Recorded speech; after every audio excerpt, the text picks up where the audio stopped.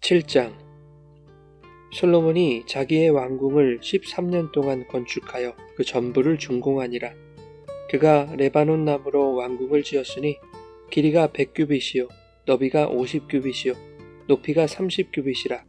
백향목 기둥이 4줄이요 기둥 위에 백향목 들보가 있으며 기둥 위에 있는 들보 45개를 백향목으로 덮었는데 들보는 한 줄에 15이요 또 창틀이 3줄로 있는데 창과 창이 3층으로 서로 마주대하였고 모든 문과 문설주를 다 큰 나무로 네모지게 만들었는데 창과 창이 3층으로 서로 마주대하였으며 또 기둥을 세워 주랑을 지었으니 길이가 50규빗이요 너비가 30규빗이며 또 기둥 앞에 한 주랑이 있고 또 그 앞에 기둥과 섬돌이 있으며 또 심판하기 위하여 보좌의 주랑 곧 재판하는 주랑을 짓고 온 마루를 백향목으로 덮었고 솔로몬이 거처할 왕궁은 그 주랑 뒤 다른 뜰에 있으니 그 양식이 동일하며 솔로몬이 또 그가 장가든 바로의 딸을 위하여 집을 지었는데 이 주랑과 같더라.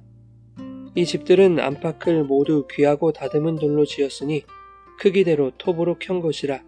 그 초석에서 처마까지와 외면에서 큰 뜰에 이르기까지 다 그러하니 그 초석은 귀하고 큰 돌 곧 10규빗 되는 돌과 8규빗 되는 돌이라. 그 위에는 크기대로 다듬은 귀한 돌도 있고 백향목도 있으며 또 큰 뜰 주위에는 다듬은 돌 3켜와 백향목 두꺼운 판자 1켜를 놓았으니 마치 여호와의 성전 안뜰과 주랑에 놓은 것 같더라.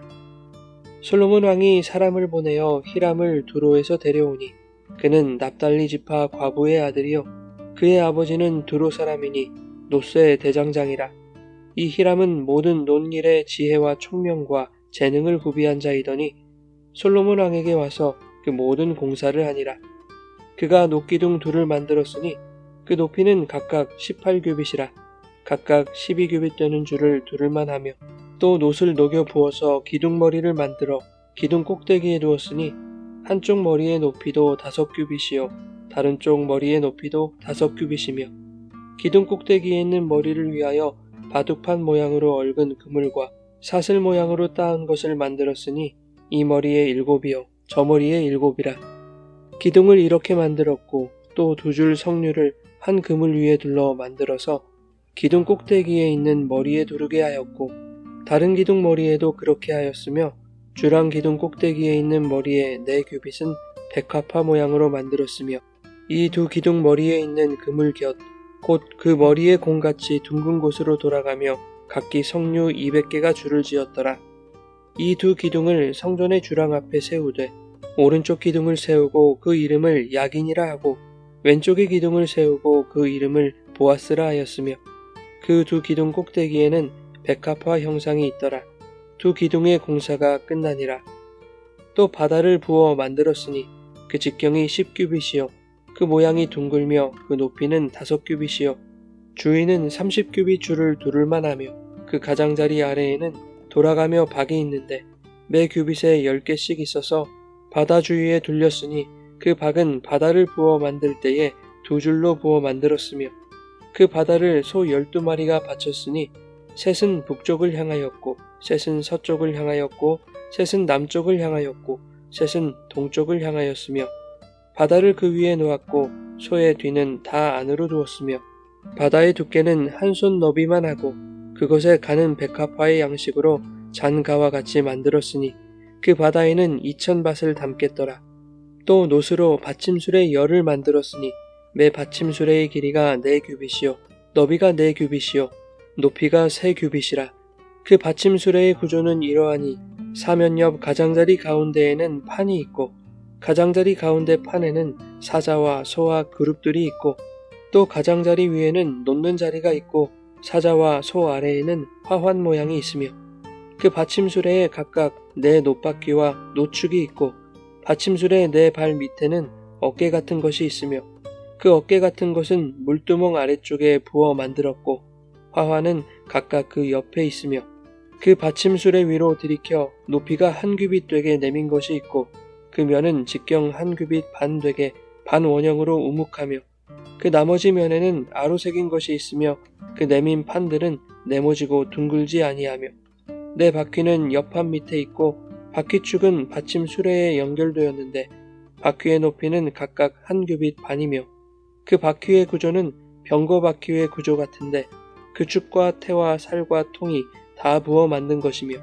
받침 수레 네 모퉁이에 어깨 같은 건 넷이 있는데 그 어깨는 받침 수레와 연결되었고 받침 수레 위에 둥근 테두리가 있는데 높이가 반 규빗이요 또 받침 수레 위에 버팀대와 옆판들이 받침 수레와 연결되었고 버팀대 판과 옆판에는 각각 빈 곳을 따라 그룹들과 사자와 종려나무를 아로새겼고 또 그 둘레에 화환 모양이 있더라.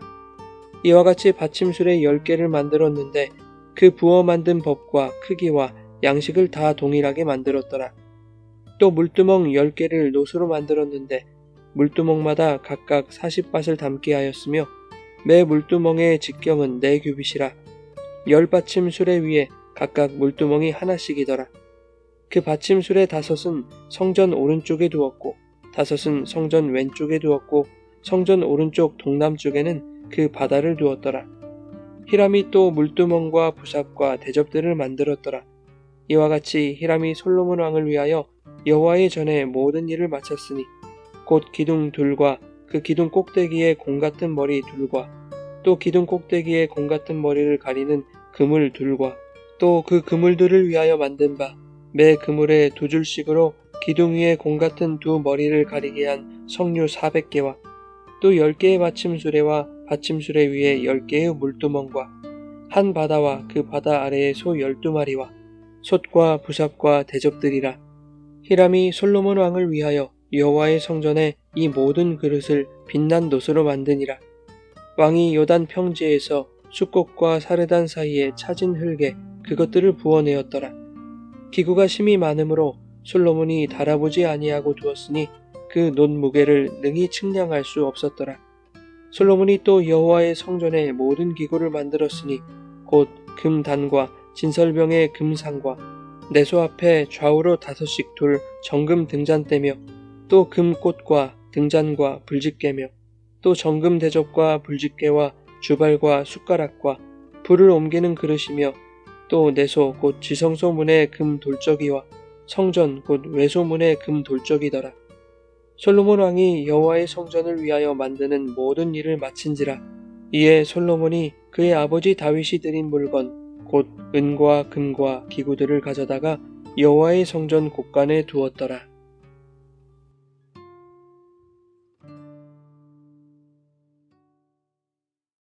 여러분 좋은 아침입니다. 오늘도 말씀의 은혜가 여러분의 삶에 풍성히 임하기를 소망합니다.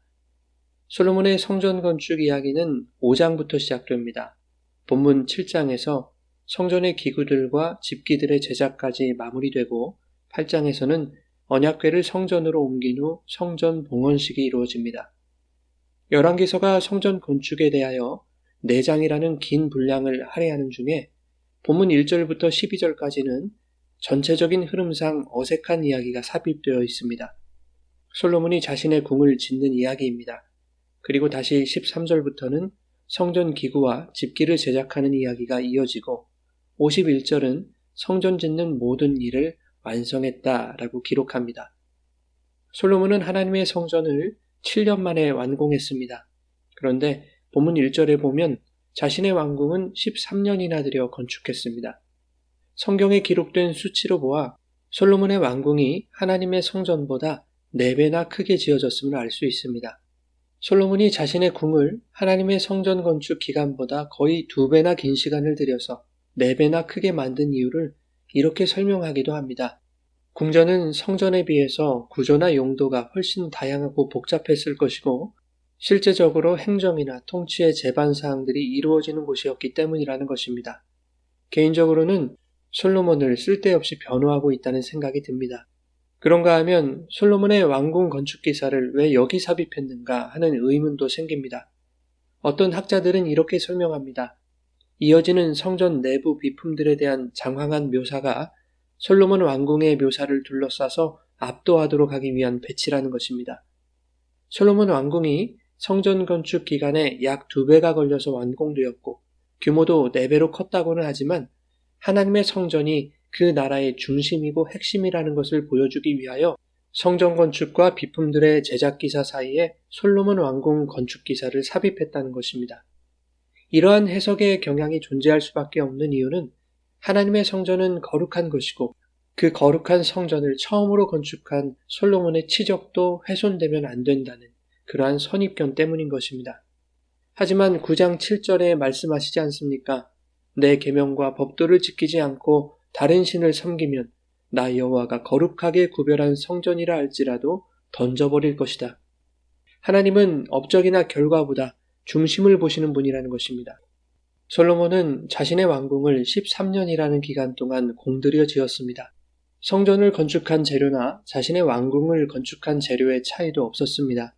그런데 솔로몬은 자신의 아내였던 바로의 딸에게 자신이 거처할 왕궁과 똑같은 양식으로 왕궁을 지어줬습니다. 애굽의 여인에게 여호와의 성전보다 더한 대우를 해주고 있었던 것입니다. 오늘 본문이 하나님의 성전 건축이라는 이야기 사이에 솔로몬이 자기 왕궁을 건축한 기사를 삽입해 놓은 것은 솔로몬이 여호와를 위하여 지혜롭고 충성스럽게 성전 건축을 행하는 것 같으나 자기의 이름과 위엄을 높이기 위해 자기 뜻과 욕망대로 행하는 그러한 솔로몬의 숨겨진 실체를 드러내기 위한 것입니다. 솔로몬뿐만 아니라 그것이 바로 우리들의 실체임을 말씀하시는 것이기도 합니다. 우리는 하나님을 위해서 주님의 영광을 위하여 말씀에 순종하는 삶을 살아가기 원하고 또한 노력합니다. 교회를 위해서, 지체들을 위해서, 이웃을 위하여 희생하고 헌신하고 섬기기 원하는 그러한 선량한 마음과 행위들이 성도들의 삶에서 나타납니다. 그러나 그 안에 솔로몬과 같이 자기의 이름과 의가 높아지고 칭찬받기 원하는 어두운 마음과 숨은 의도가 있을 수 있다는 것을 경고하고 있는 것입니다. 솔로몬은 하나님의 성전을 세우기 위하여 나름대로 애를 썼습니다.